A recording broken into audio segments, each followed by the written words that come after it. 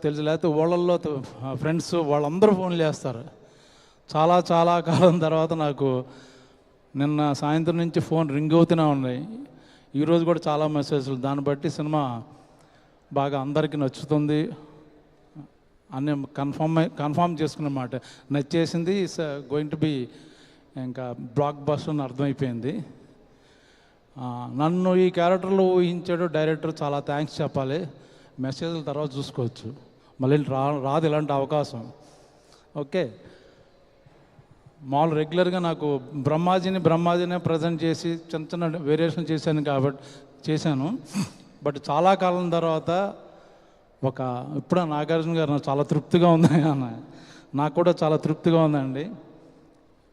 ఒక యాక్టర్కి ఒక డిఫరెంట్ గెటప్లో అందులోంచి చిన్న పేరు రావడం అనేది థ్యాంక్ యూ నందు, ఆలోచించినందుకు.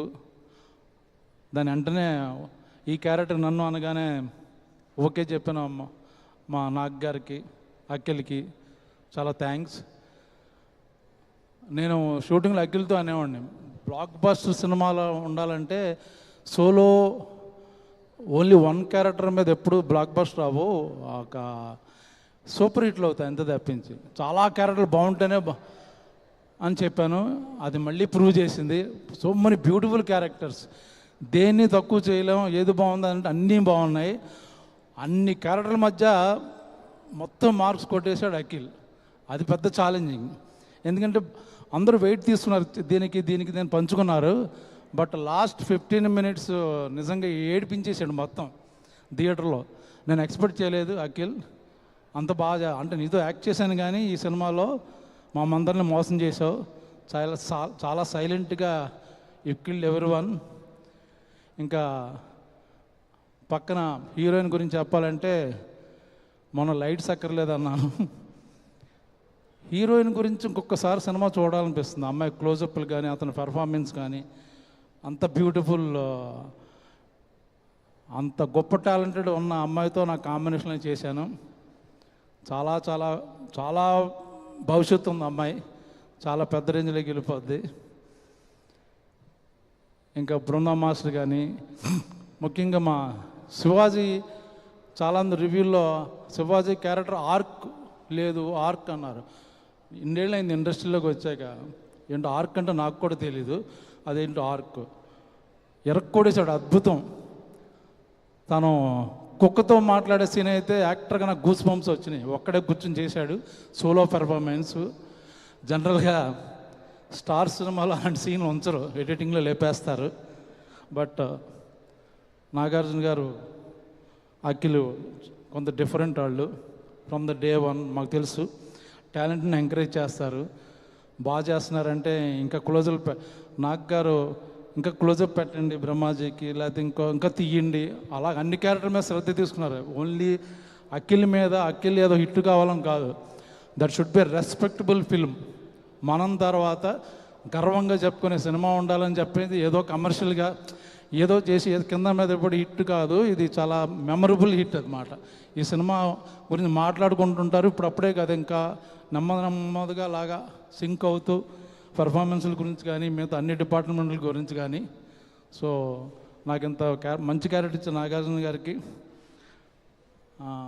అఖిల్ మా డైరెక్టర్, మా daring and dashing dynamic producer Naga Vamsi గారు, వాళ్ళందరికీ thank you so much. Thank you అండి, thank you so much. Okay, thank you అండి. అలా వెళ్తూ మైక్ అక్కడ ఇచ్చేసారా? థ్యాంక్ యూ బ్రహ్మాజీ గారు, thank you so much. And నా ఇప్పుడే బ్రహ్మాజీ గారు మెన్షన్ చేయడం జరిగింది. అండ్ లెనిన్ సినిమా చూసిన వాళ్ళందరూ కూడా ఈ పాత్రను అయితే మర్చిపోలేరు. నిజంగానే కుక్కతో ఏదైతే ఆ సీన్ ఉంటుందో శివాజీ గారు సోలో పర్ఫార్మెన్స్ ఇస్తారో అది చాలా అద్భుతంగా ఉంది. ఎన్నో అద్భుతమైన పాత్రలో ఆయన మనం చూడడం జరిగింది. ప్రతి పాత్రకి ఆయన ప్రత్యేకమైన నటనతో గుర్తింపు సాధిస్తూ ఉంటారనమాట. సో నా ఐ రిక్వెస్ట్ శివాజీ గారిని వేదిక రాసుకు స్వాగతం పలుకుతున్నాము. ఎతిరాజ్గా లెనిన్లో మనందరినీ పలకరించిన శివాజీ గారు, హార్టీ కంగ్రాచులేషన్స్ అండి.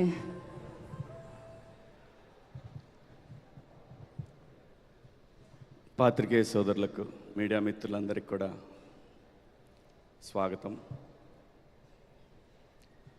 లెనిన్ మొన్న కూడా తిరుపతిలో చెప్పాను, ఇది నాకు చాలా చాలా చాలా స్పెషల్ ఫిలిం. నా హృదయానికి దగ్గరగా ఉన్న ఫిల్మ్ ఇది. 3 జనరేషన్స్తో పనిచేశాను. ఆ అవకాశం నాకు నాగార్జున గారు ఇచ్చారు. అందుకే ఆయన్ని నా గాడ్ ఫాదర్.